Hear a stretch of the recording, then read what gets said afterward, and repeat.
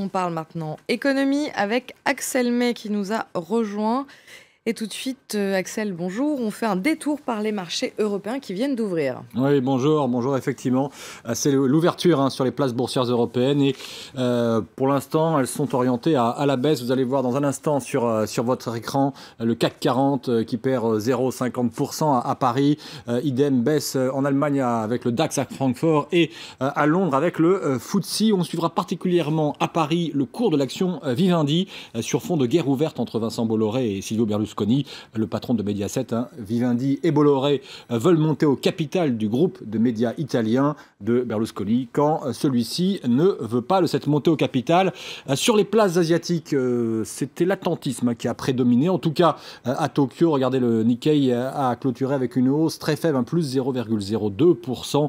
Les tendances boursières de la journée vont très largement dépendre, en effet, d'une décision de la Fed qui sera connue tout à l'heure. Et c'est en effet aujourd'hui que la Réserve fédérale va, selon toute probabilité, annoncer une hausse de ses taux directeurs. Oui, ce sera la première hausse depuis un an et la deuxième seulement en une décennie. La Banque centrale des États-Unis devrait relever d'un quart de point ses taux qui seraient désormais compris entre 0,25 et 0,50%. Pour faire très simple, Pauline, les particuliers, lorsqu'ils vont emprunter de l'argent, vont devoir payer un peu plus cher leur remboursement, même si ces taux restent encore extrêmement bas. Alors pourquoi une telle décision de la Fed? C'est la question que vous posez, j'en suis certain. Eh bien, le marché du travail frôle le plein emploi avec un taux de chômage à 4,6% aux États-Unis le mois dernier, tandis qu'en rythme annuel, la croissance est estimée à 3,2% au troisième trimestre. Face à cette amélioration de la santé économique américaine, la Fed a davantage les mains libres et peut se permettre de relever les taux directeurs. Ce qui sera intéressant aussi de suivre, c'est l'évolution des rapports entre Donald Trump et Janet Yellen. Oui, la patronne de la Fed a été accusée par le futur président américain d'avoir fait le jeu des démocrates pendant la campagne présidentielle en maintenant volontairement des taux bas. Et Donald Trump reproche en fait à Janet Yellen d'avoir créé une bulle spéculative et il s'inquiète, dit-il, des conséquences sur les marchés lorsque les taux remonteront enfin, taux qui devraient donc remonter à partir de ce soir. On va rester aux États-Unis avec l'inauguration du premier parc éolien. Oui, le premier parc éolien en pleine mer, offshore en tout cas. Ça se passe du côté de Rhode Island. En plus, ces éoliennes, figurez-vous, ont été construites en France. N'est-ce pas merveilleux? Le récit d'Olivier Boulinck. Elles sont 5 éoliennes plantées fièrement au large de Rhode Island, au nord-est du pays. Ce sont les premières éoliennes offshore du pays. 30 MW, 5 turbines de 6 MW chacune. Je suis vraiment excité de vivre ce moment historique pour l'histoire de l'éolien aux États-Unis.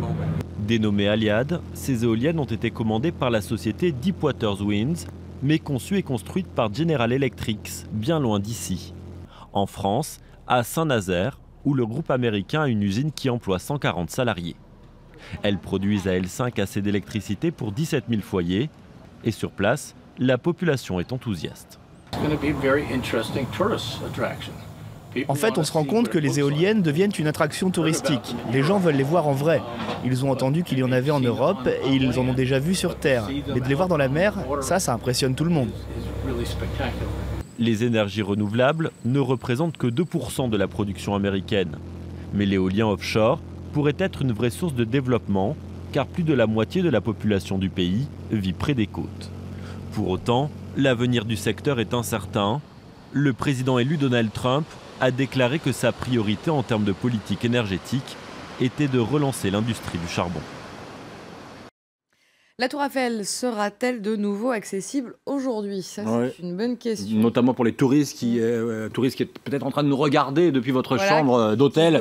Renseignez-vous avant de vous diriger vers le célébrissime monument parisien. Les 300 employés étaient en grève hier. Ils se réunissent ce matin pour décider de la suite à donner à leur mouvement. Les salariés, qui sont donc 300 au total, dénoncent un manque de dialogue social avec la direction de la Tour Eiffel. Et puisqu'on parle de la Tour Eiffel, une idée de cadeau cadeau de Noël peut-être? Oui, la Tour Eiffel, figurez-vous, a changé ses ampoules qui s'allument chaque heure le soir et qui la font scintiller de mille feux. Eh bien, plutôt que de mettre au recyclage ces diamants de lumière, explique la société de gestion de la Tour Eiffel, eh bien, cette société en a fait une œuvre d'art. Vous allez les voir à l'écran, fixées sur un socle. Ces œuvres rappellent le métal employé par Gustave Eiffel, objet de collection édité en série limitée, 300 exemplaires numérotés seulement. Alors par contre, ces ampoules posées sur un socle en acier ne s'allument plus, pèsent tout de même 4 kilos et puis le prix, 450 €, bon, frais de port inclus. Ah oui, c'est quand même un beau cadeau, hein. Merci beaucoup Axel.